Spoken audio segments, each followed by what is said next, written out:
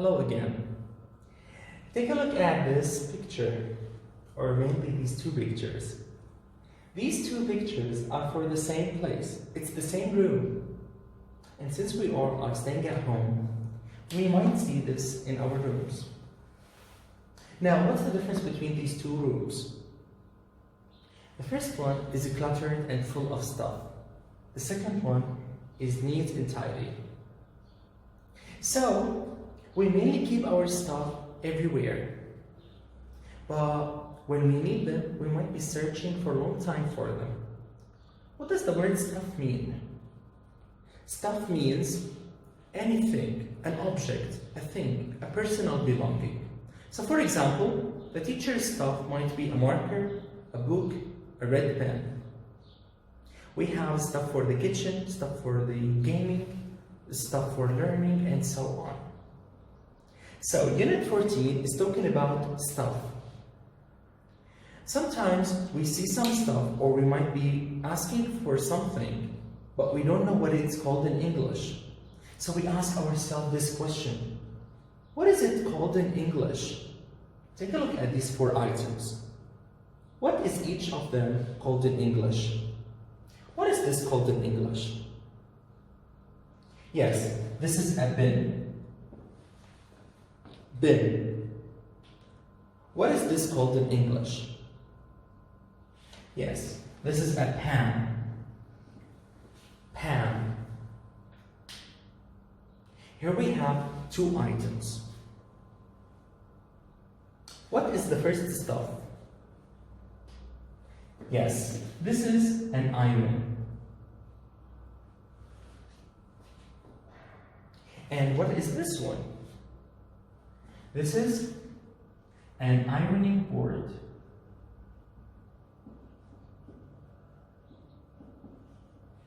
Ironing board. Ironing board. Take a look at this that we have in the bathroom. What is it called? This is called a shower curtain.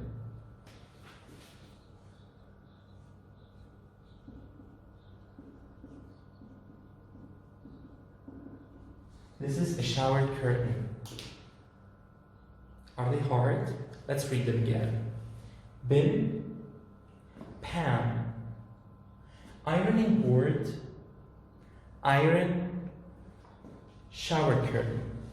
Let's take another look at another group of nouns. And let's see what stuff do we have in this picture. What are these called in English? What is this? What do we use to dry our hands? We use a towel. So this is a towel. Towel. What is this? When you have a minor cut, you need to use a plaster. Plaster. To put all the papers together, what do you need? You need a stapler. A stapler. Stapler. And if you go in a dark room, what would you need to lighten up the room? You need a torch. Torch. Let's read these words again. Towel, plaster, stapler, torch. Let's take another look at another group of stuff.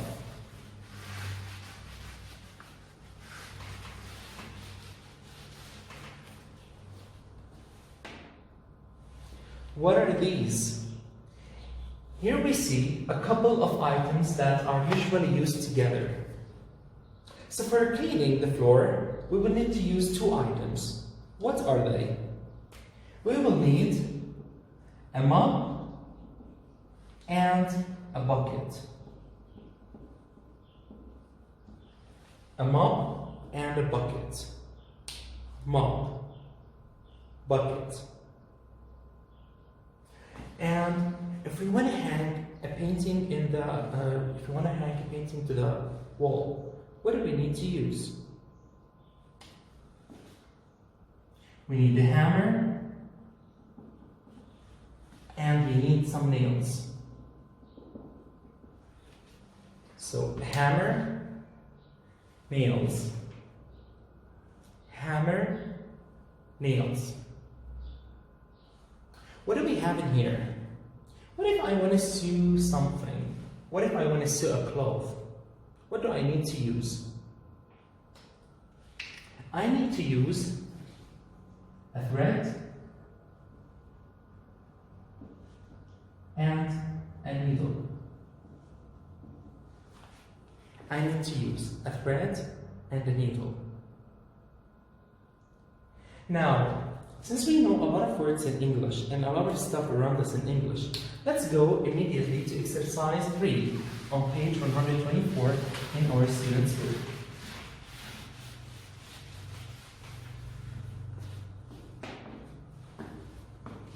Here we have a lot of stuff that I want you to read out with me. So we have some of the ones that I showed you before, and we have some other ones that we already know. A bin, cloth, a desk, a hammer and nails, a mop and bucket, a needle and thread, a pan, a plaster, a rubber, a stapler, a torch, and a towel. I want you right now to try by yourself to use these words to fill in the sentences that are the spaces that we have in exercise 4. So I'll help you in number 1 and I'll leave the rest for you. The question says, have you got, I could borrow? What do I need to borrow? Let's see why I need it. I'd like to have a shower. If I want to take a shower, what do I need? What is something essential for taking a shower? You know that after taking a shower, I need a towel. So I can write a towel in number 1. I want you now to complete from 2 till 8, and then I will show you the answers. Here are the answers for this exercise. I want you to count on your mistakes. If you have more than 2, so you have to read again the words on page 124 and pay attention for them.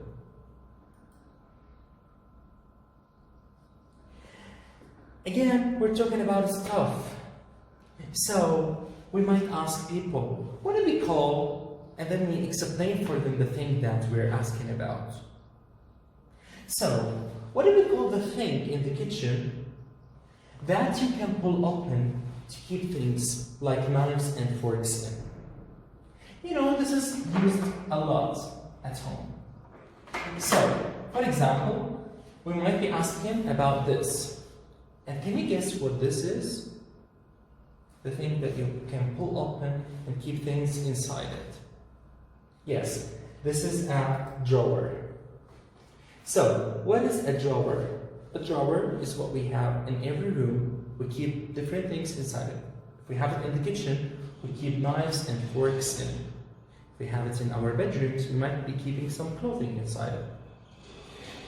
What do we call something fixed to the wall which you put books and things like that on? We might put something by the wall and then we put on it a few things. What is that? It's a shelf. And what do we call the money which you borrow from a bank to buy a house or an apartment? For example, I don't have enough money to buy a house, so I might be taking a loan from a bank. What do we call this money that we take from a bank and we should give it back? This is called a mortgage. A mortgage. Now let's take another look at these questions. What is this talking about, the first one? What do we call the thing in the kitchen? So what am I talking about? A thing in the kitchen. Now, which thing am I asking about? Is it anything? No. To give you more information about the thing I'm asking about, I said that you can pull open. So which thing in the kitchen? The thing that you can pull open and keep things like knives and forks in. Take a look at this one. What am I asking about? What do you call something fixed to the wall? So I'm asking about something. It's a thing. But which thing? What something? Which you put books and things on. So I'm giving you more information to make it easier for you to know what I'm talking about. Take a look at here. What noun am I asking about? What do we call the money which you borrow? What am I asking about? The money. Which money? Is it any money? No. I'm asking about specific kind of money. The money which you borrow from a bank.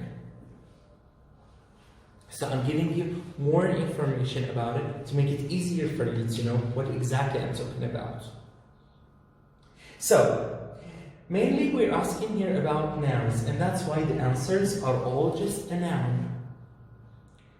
But how can I give more information about the noun? I use what we call a relative clause. So what is a relative clause? A relative clause is a group of words that you add to a noun to give more information about it. So how do we start the relative clause? Since here we're talking about things, not people, not places. So we start them with either the word that or which. So notice, here I started with that, and here I started with which because it's a thing. And the same thing here, I started with which. Is there a difference between using that or which? Mainly not. You can use either that or which. So here I can say the thing in the kitchen which you can pull open or that you can pull open. It's all the same. So when the noun is a name, when the noun is a thing, and I want to give extra information about it, more essential information, I use a relative clause to explain for you why do we need this item? Why do you use it for? And I started with a relative pronoun. The relative pronouns that we use for things are that and which. Let's have now more riddles. What do you call a person that lives next door to you, or upstairs or downstairs from you? Like, what do we call the people who live the next house? Yes, they are neighbors. So a person is a neighbor. Take a look at the second one. What do we call a man who owns the house or apartment that you rent? So for example, I'm not the owner of the house. It's not my house. But I pay money every month for a man to keep me in his apartment. What do we call this man? This man is called a landlord. A landlord. So the landlord of the house is the owner of the house which I rent. So, what am I asking about here? What is the noun? Yes, I'm asking about a person. Which person? Is it any person? No, I'm asking about an exact person. And that person is the one who lives next door. So which person? That lives next door to you. So take a look at the second question. What do you call a man who owns the house? What am I asking about? The noun is a man. I'm asking about a man. Which man? Who is that man? I'm asking about the man who owns the house. So, I'm giving you more information, more detailed information about the person to know. So, again, we are using here relative clauses. But this time, I'm not asking about things, I'm asking about people, a person. When we ask about things, we said that we start the relative clause with a relative pronoun, that or which. But here I'm asking about a person, people. So what do we start the relative clauses with? Again, we might be using that or who. So is there any difference? Again, no. So I can say a man that owns the house or a man who owns the house. A person that lives or a person who lives. Let's take a look at another group of riddles. What do you call the place in the house or apartment where guests can stay or where you can store things? So we have different rooms in the house. Our bedrooms, the living room, dining room, kitchen, bathroom, and so on. But what do we call the place in the house or apartment that we don't use, that is only for guests or for storing things? So this is kind of an extra room that we don't use. Did you guess it? It's called a spare room. So a spare room is a room that we don't use for our own. It's either for guests to sleep in or to store things. A spare, an extra room. Take a look at the second one. What do you call the place near or connected to your house where you can keep your car? Where do we keep our car? Quite easy, right? We keep it in a garage. Let's take a look at the third one. What do you call the place just outside an upstairs window where you can stand? So we can stand mainly, we can sit to have a coffee in there, watch the view of the house. What is this? This is a balcony. So we have a spare room, a garage, and a balcony. Quite easy, right? But what are all of these? Are they people? Are they things? Definitely not. And you could guess it. They are places. So, the place in the house or apartment. So, I'm talking about a place. But which place in the house or apartment? It's the place where guests stay. So in the place or in the house or apartment, we can have a lot of places. But I'm asking about the place where guests can stay. Take a look at the second one. It's also about a place, but which place? Can you define the relative clause? Yes, it's where you can keep your car. So which place near the house where you can keep your car? The place just outside an upstairs window where you can stand. Which place just outside an upstairs window? It's where you can stand. So notice when I'm asking about places, I also can add relative clauses, but they all can start with only one relative pronoun. What is that pronoun? It's where. So can we use that to start a relative clause that talks about a noun that is a place? No. We can only use where to start a relative clause talking about a place. So now, let's try to brainstorm and to remember together what we have talked about.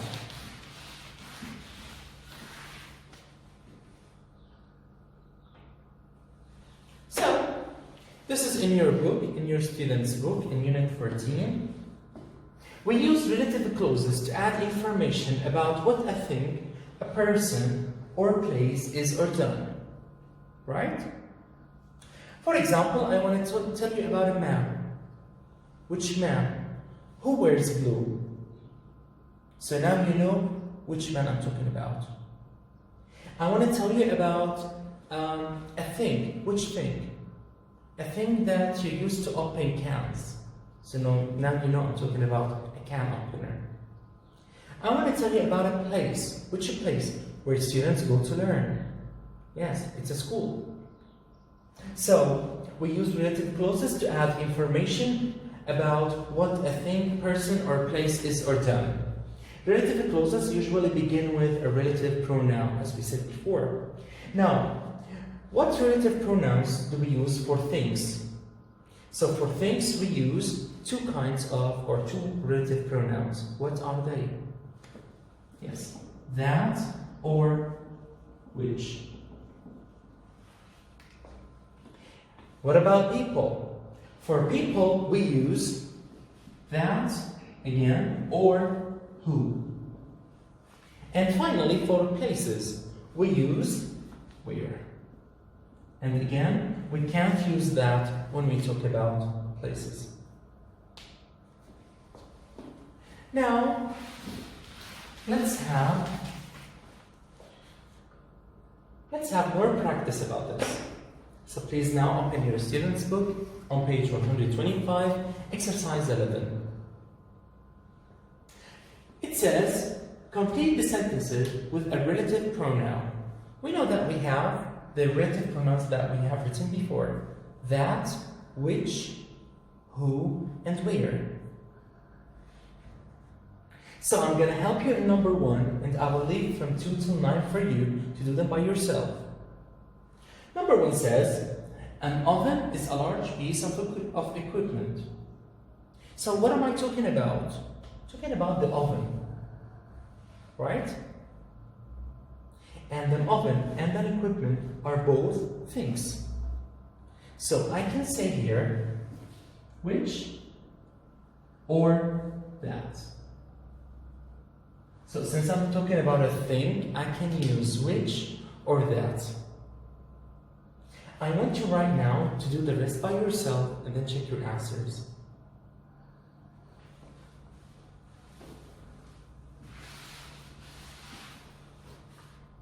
Once you're done, take a look at the answers of the question. The answers are here.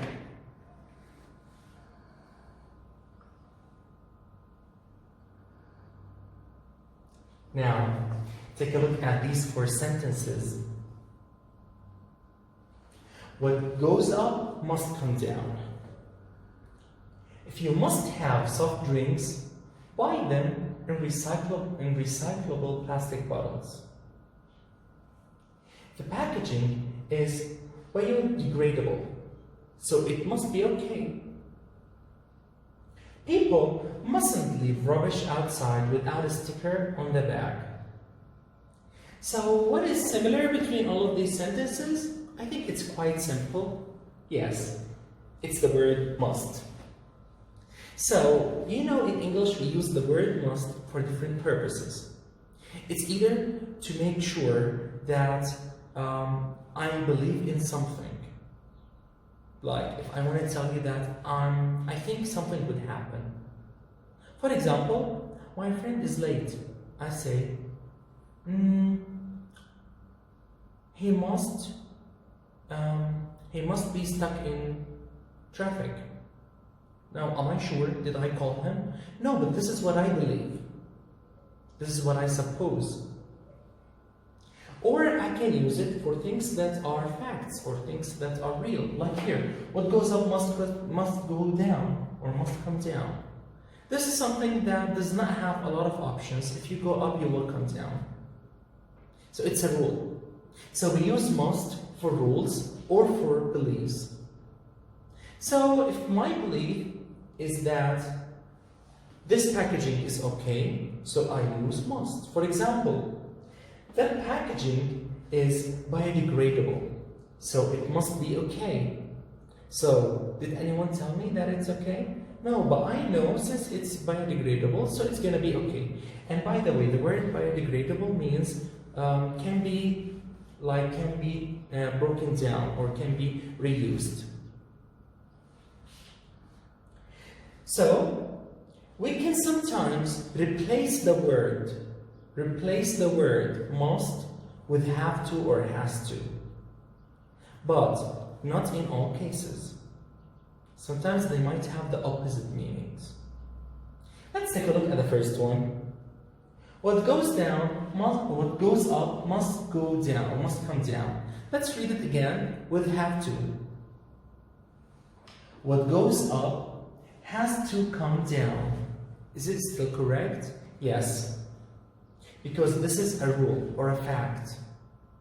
So if we have rules, we can replace the word must with have to. Look at the second one. If you must have soft drinks, or we can replace it with if you have to. If you have to have soft drinks, buy them in recyclable plastic bottles. Can we replace it here? Yes, because sometimes you are forced to do something. Look at the third one. The packaging is biodegradable. It has to be okay. When we say it has to be okay, it means I'm extremely sure. But is that right? No, because this is what I believe. So, if we are expressing our thoughts or beliefs, we can't replace must with have to. Look at the negative form. When we say you mustn't do something, so that means you are not allowed in any way to do the thing. But when we say you don't have to do something, it doesn't mean you can't do it or you're not allowed to do it. It means you can do it, but it's not important. Like I say, you don't have to wake up early every morning. But what if you wake up early in the morning? It's okay, right? But when we say, for example, these days you mustn't go to crowded places, that means you are not allowed. It's a very bad idea. So, when there is no obligation to do or not to do something, we can use have to. But when there is an obligation not to do something, we use mustn't. Take a look at this one. People mustn't leave rubbish outside. So it's something very bad to do. What if I replace it with have to in the negative form? People don't have to leave rubbish outside. Does it give me the same meaning? No. So, the negative form of must can never be replaced with the negative form of have to. So we have to pay attention for this point. We can replace must with have to if we are talking about rules, facts. But if we're talking about beliefs or personal point of views, or what we guess or think, we can't replace have to with must or must with have to. And in the negative form of must, we can't replace the word mustn't with the negative form of have to. Let's take a look at this exercise. Alright, let's read this grammar rule. Must and mustn't. This is taken from your books. We use must to show something's essential, either because of a law or rule, or because we feel it's essential. So it's either because it's a law or rule that we all should follow, or because it's something that I think or I feel is essential. Mustn't means it's essential not to do something. Must can also be used when we are guessing something is true. Must is often replaced by have to, but it's not always possible. As we said before, in some cases we can't replace must with have to. Now, let's take a look at this exercise that we have on page 127 in our student's book. Exercise 11 says, complete the sentences with a form of must or have to and the verb in brackets. Sometimes both must and have to are possible. So I'll help you in number 1 and I'll leave the rest for you. Take a look at number 1. The verb that we should use is reduce. The new law means companies Yes, companies must reduce or have to reduce. Why? Because here we have the law. When we have laws and rules, we can use have to or must, because it's something that all people should follow. So here we either write have to or must reduce. I will leave now the rest for you. You will have to figure out if the sentence is about a belief, an opinion, or a law or rule, or if it's in the negative form as an obligation not to do something, or as something that is not very important to be done. So, answer it on your books, and then you will check your answers from here.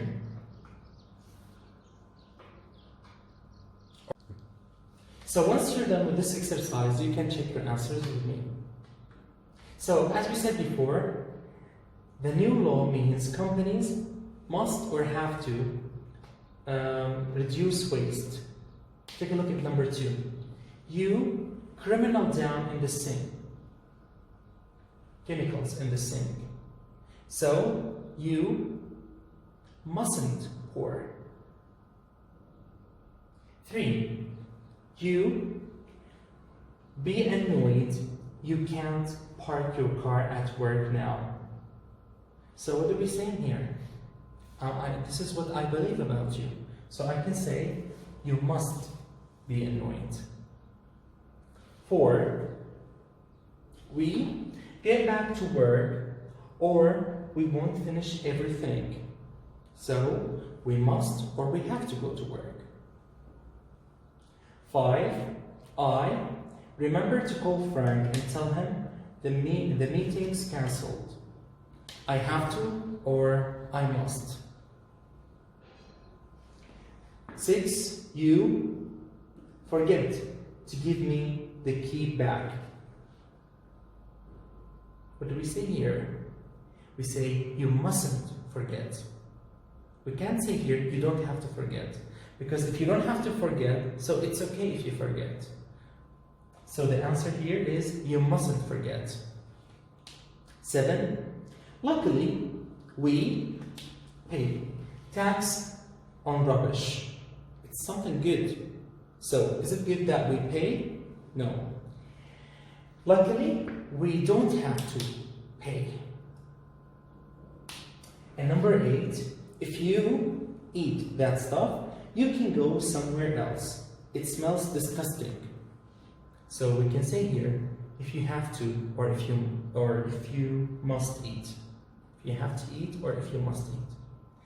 Now, this is what we mainly need from Unit 14. Thank you very much for watching. If you have any question, you can ask in the comments.